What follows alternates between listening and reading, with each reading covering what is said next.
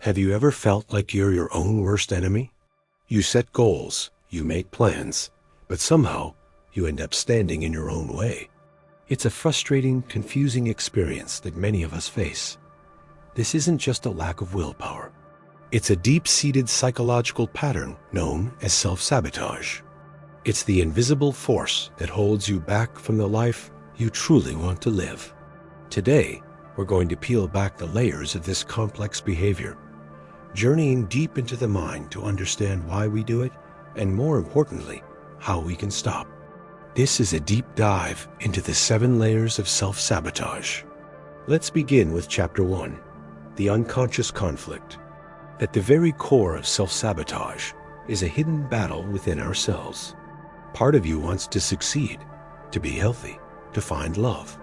But another, often unconscious, part is afraid of what that success might bring. Maybe it's a fear of failure, a fear of judgment, or even a fear of success itself. This inner conflict creates a state of paralysis. You want to move forward, but an invisible anchor holds you back. For example, you might want a promotion at work, but you unconsciously believe you're not worthy of it.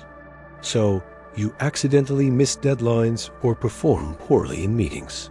You're not lazy or incompetent. Your unconscious mind is simply trying to protect you from a perceived threat, the threat of being exposed as an imposter or failing under pressure. This internal tug of war is the foundation upon which all other layers of self-sabotage are built. Understanding this conflict is the first step toward resolving it. This brings us to Chapter 2, the 7 layers of self-sabotage. Imagine an onion.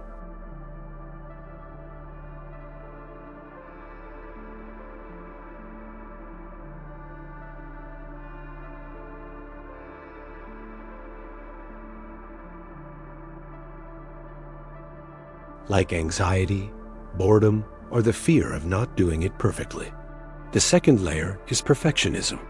The perfectionist sets impossibly high standards. This mindset seems productive, but it's actually a trap. The fear of not achieving perfection can be so overwhelming that it leads to procrastination or giving up altogether. You spend so much time planning the perfect project that you never actually start it. The third layer is negative self-talk.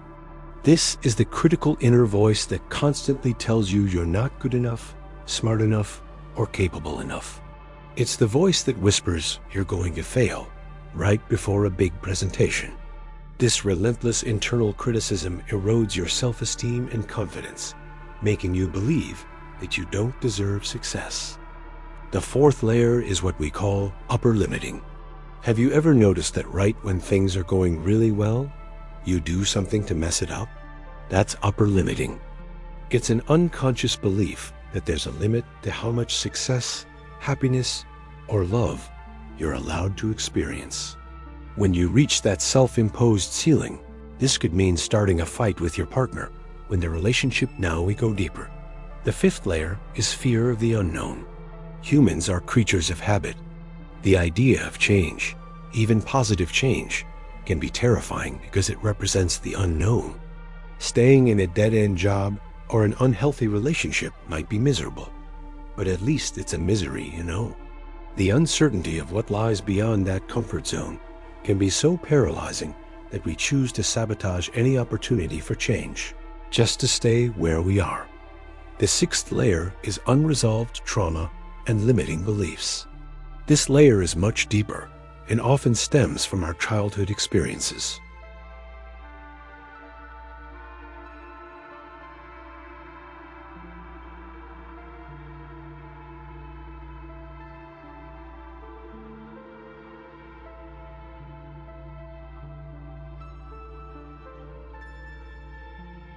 At this level, your self-sabotaging behaviors have become so ingrained that they are part of your identity. You don't just procrastinate. You see yourself as a procrastinator. You don't just feel anxious. When these behaviors become fused with who you believe you are, to let go of the sabotage would mean letting go of a part of your identity, which can feel like a profound loss, even if that identity is causing you pain. In Chapter 3, we explore the origins. Where does it come from? These layers don't just appear out of nowhere. As we touched upon, they are often rooted in our early life experiences. Our family dynamics, school environment, and early social interactions all shape the core beliefs we hold about ourselves. If you grew up in a household where love was conditional, or where mistakes were harshly punished, you might develop a deep-seated fear of failure. If you were told you weren't good enough, they are survival mechanisms we developed as children to cope with our environment. The problem is that these mechanisms, which once protected us, now hold us back as adults. Recognizing these origins is not about blaming others. It's about understanding the blueprint of our own minds so we can begin to redraw it. Now for the most important part, Chapter 4, the path to healing. So, how do we break free from this cycle? The journey out of self-sabotage is also a layered process. It starts with awareness. You can't change what you don't acknowledge. Start by observing your patterns without judgment. What triggers your negative self-talk? Simply noticing these behaviors is a powerful first step. Next comes self-compassion. You must learn to treat yourself with the same kindness you would offer a friend. Beating yourself up for it only adds another layer of suffering. Instead, acknowledge the fear and offer yourself understanding. Say to yourself, "It's okay that I'm scared." Then, challenge your beliefs. Your limiting beliefs are not facts. They are old stories you've been telling yourself. More often than not, you'll find the evidence is flimsy or based on past experiences that no longer apply. Instead of "I'm a failure," try "I am capable of learning and growing from my mistakes." Finally, take small, consistent action.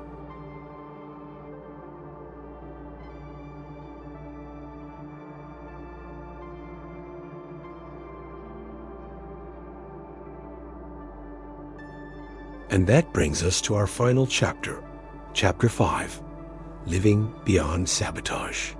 Imagine a life where you are not your own biggest obstacle, not your harshest critic. This life is not a fantasy. Breaking free from self-sabotage is about reclaiming your power. It's about aligning your actions with your true desires. The patterns may be deep, but they are not permanent. You have the capacity to understand them, to heal them, and to build a new identity, one based on self-worth, courage, and limitless potential. Thank you for joining us on this deep dive into the human mind. If this resonated with you, remember that understanding is the first step toward change.